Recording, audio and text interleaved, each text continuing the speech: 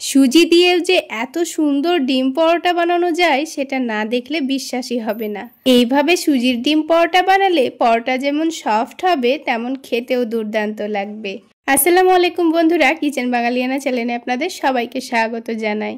আজকে আমি আপনাদের সঙ্গে খুবই সহজভাবে মাত্র 5 থেকে 10 মিনিটের মধ্যে সুজি দিয়ে দারুণ টেস্টি ডিম পরোটা তৈরি করে দেখাবো।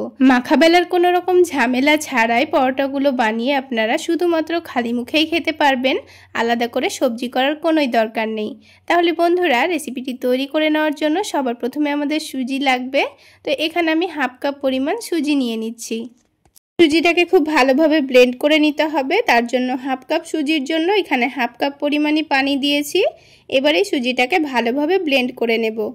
তো এবারে সুজিটা ব্লেন্ড করা হয়ে গেছে। এবারে সুজিটাকে একটা বাটির মধ্যে নিয়ে নেব। তো এখানে সুজির পরিমাণটা আমি হাফ কাপ নিয়েছি, আপনারা চাইলে বেশি করে নিয়ে নিতে পারেন। তবে 1 কাপ সুজি নিলে 1 কাপ পরিমাণ পানি দিয়ে ব্লেন্ড করে নেবেন।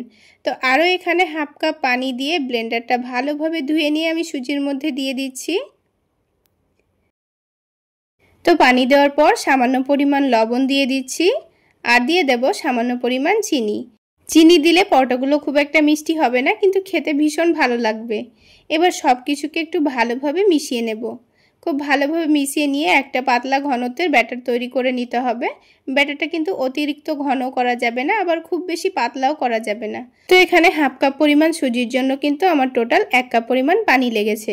এবার এই ব্যাটারটাকে আমি 10 মিনিটের মতো রেস্টে রাখবো। তারপরেই আমি আপনাদের ব্যাটারের কনসিস্টেন্সিটা দেখিয়ে দিচ্ছি। ততক্ষণে এদিকে দুটো ডিম ভেঙে নেব। তো দুটো ডিম ভেঙে নিচ্ছি। হাফ কাপ সুজির জন্য আপনারা যদি সুজির পরিমাণটা বাড়িয়ে নেন তাহলে এখানে ডিমের পরিমাণটা বাড়িয়ে নেবেন। তারপর একেবারে মিহি করে কুচিয়ে রাখা পেঁয়াজ দিয়ে দিচ্ছি। একটু মিহি করেই কুচি করে নেবেন। আর কাঁচামরিচও কুচি করে দিয়ে দিচ্ছি।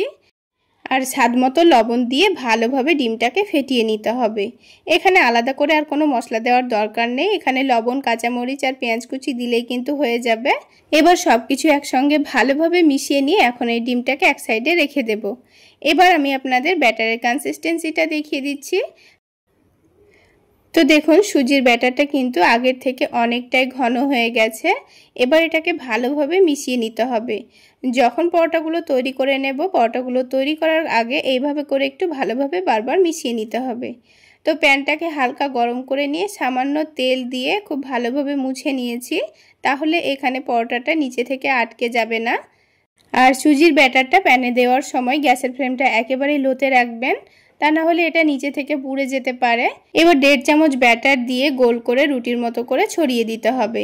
তারপর উপরের দিকটা যখন হালকা হয়ে আসবে তখন এখানে অল্প করে একটু সয়াবিন তেল দিয়ে দেব। তেলটাকে রুটির ওপরে চারিদিকে একটু ভালোভাবে ছড়িয়ে দেব। তারপর এই রুটির নিচের দিকটা যখন খুব ভালোভাবে ভেজে নেওয়া হয়ে যাবে তখন ওপরে অল্প করে একটু ডিমের মিশ্রণ ছড়িয়ে দেব। তো অল্প করে ডিমের মিশ্রণ দেওয়ার পর চামচ দিয়ে পুরো রুটির ওপর খুব ভালোভাবে ছড়িয়ে দিয়েছি। তো খুব ভালোভাবে ছড়িয়ে দেওয়া হয়ে গেলে এবার এই পরোটাটাকে উল্টে দিতে হবে।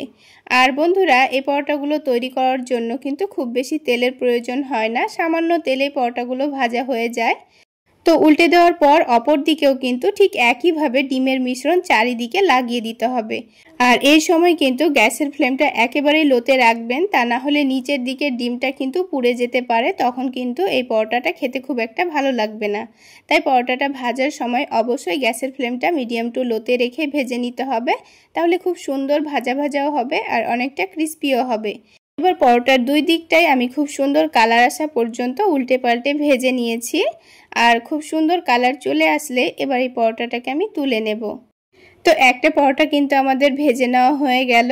তো আমি আপনাদের আরও একটি পরোটা তৈরি করে দেখিয়ে দিচ্ছি। তো আবারও প্যানটাকে পরিষ্কার করে নিয়ে এখানে ব্যাটারটা দিয়ে দেব। আর ব্যাটারটা দেওয়ার সময় কিন্তু অবশ্যই এভাবে ব্যাটারটাকে নাড়াচাড়া করে নিয়ে দিতে হবে। তো এখানে আবারও 1.5 চামচ মতো ব্যাটার রুটির মতো করে গোল করে নিচ্ছি চামচ দিয়ে। তারপর ঠিক একইভাবে ওপরের দিকটা ভালোভাবে শুকিয়ে গেলে অল্প করে একটু চারিদিকে তেল ছড়িয়ে দেব।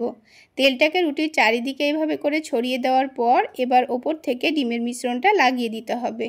তারপর ঠিক একইভাবে অপর দিকেও ডিমের মিশ্রণটা লাগিয়ে উল্টে পাল্টে একটু ভালোভাবে ভেজে তুলে নিতে হবে। তাহলে বন্ধুরা, আজকের এই সুজির ডিম পরোটা রেসিপি আপনাদের কেমন লাগলো অবশ্যই কমেন্ট সেকশানে জানাবেন। আর ভালো লাগলে একটা লাইক শেয়ার করে দেবেন। আর আমার এই সহজ রেসিপিগুলো যদি ইউটিউব চ্যানেল থেকে দেখে থাকেন চ্যানেলটি সাবস্ক্রাইব করে দেবেন, আর ফেসবুক পেজ থেকে দেখে থাকলে পেজটি ফলো করে দেবেন। তাহলে বন্ধুরা একটা একটা করে সবগুলো ডিম পরোটাই আমি তৈরি করে নিয়েছি।